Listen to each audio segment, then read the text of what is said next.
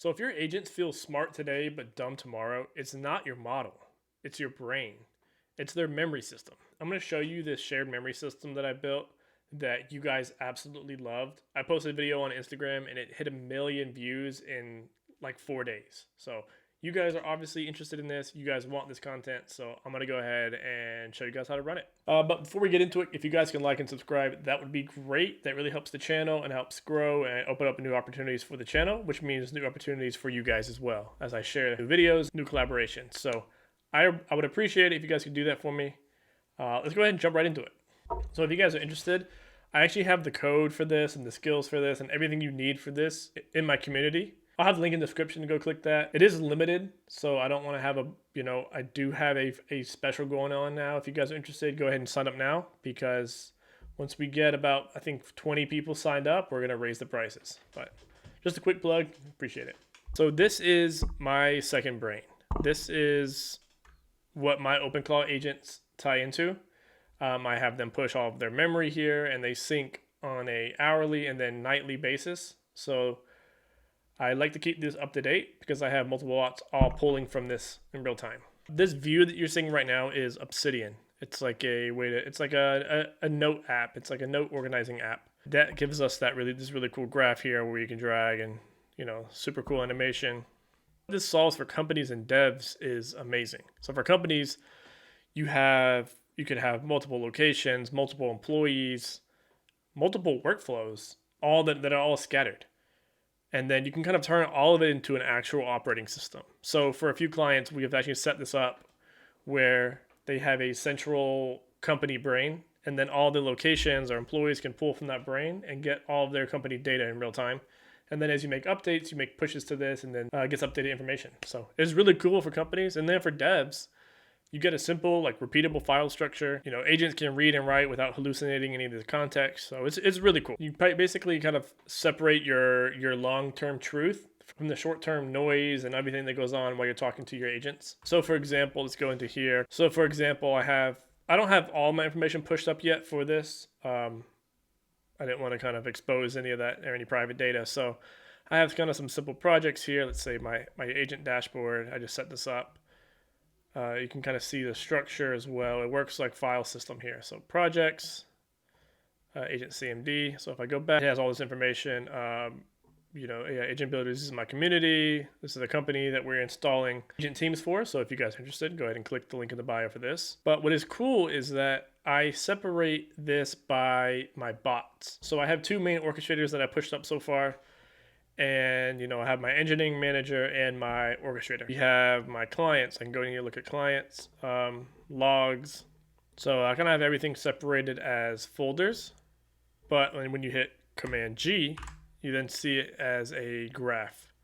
So here's my home. Let's say I go pick Jarvis. So you can see his role, some of his responsibilities. I have an hourly optimization loop. So kind of everything that revolves around him. Again, my actual memory system has a lot more information, but I made this one just for the demo so you guys could get a pretty good idea of how it might look for you. So this is actually my custom memory system that I built prior to Obsidian. Every one of our clients gets this integrated into their system, but you write short-term notes to your shared memory vault. But every hour we have an optimization loop that reviews our last hour of communication and finds out ways that it can improve. If I go back to here, I can kind of click into some of this so I can see me, my social media team. Let's go social media team. So it goes into my actual team here, hype. This is an agent here. He receives his assets from Ghost and prepares the platform package. So it kind of goes over what my agents do. This is pretty cool. So yeah, I'm majority Instagram first, and then TikTok, YouTube Shorts, and then long form.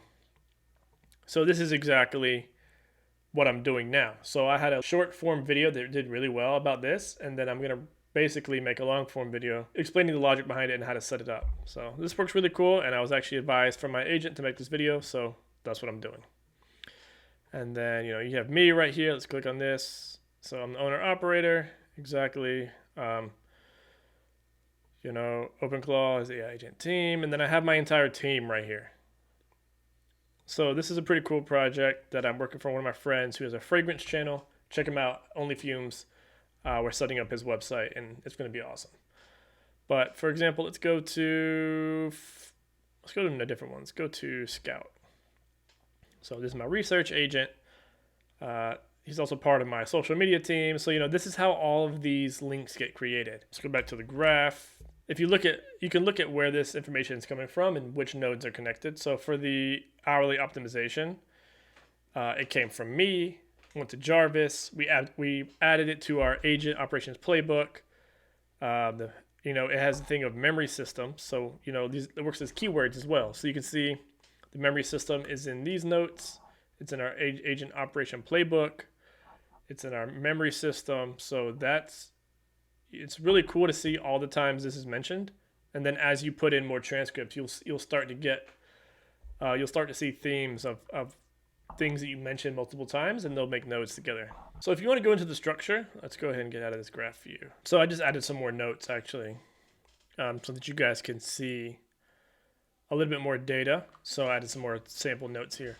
But yeah, if you click on animate, you can actually see it building the connections in real time. This isn't really useful other than showing a cool video. So if you want to show off on social media and go viral, set this up, click animate, and record the video. But it is cool to see kind of how things pop up and where they get added to. But this is how it works behind the scenes. So I just added a couple more things. Like we have the index here. I kind of think about this as like where everything spawns in. This is my main orchestrator, and then here are all of our daily notes. For example, let's go to 125.26. So, this is one of the original setups actually. Basically, yeah, you're an employee at Show of Systems, you're in our GitHub, our linear space, some of the projects we created. And it's really cool because you can go back to, this is the first day I set up Jarvis, and I get to see exactly what happened on that day. I'm a very visual person, so I like to see this kind of stuff. And then I get to see everything else that spawned out of that. For example, let's go to this date. So 2/27. This looks to be a pretty big date. We set up some channels, it looks like. We had some different clients here, some leads, set up the project files. So this is really cool. So I want to show you guys something cool like for companies and businesses. You can do a shared folder. So your agents can be in here, your architecture, your companies, everything like that. And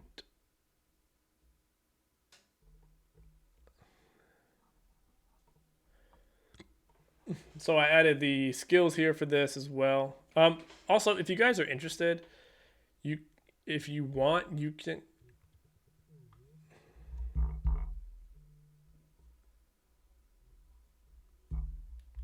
I just want to make a quick video on this. I know it's nothing crazy, nothing in depth, but I think it's really cool. And by doing this, you're actually reducing your token usage for Claude or any other model you're using, because it doesn't have to search as far or as hard for certain memories.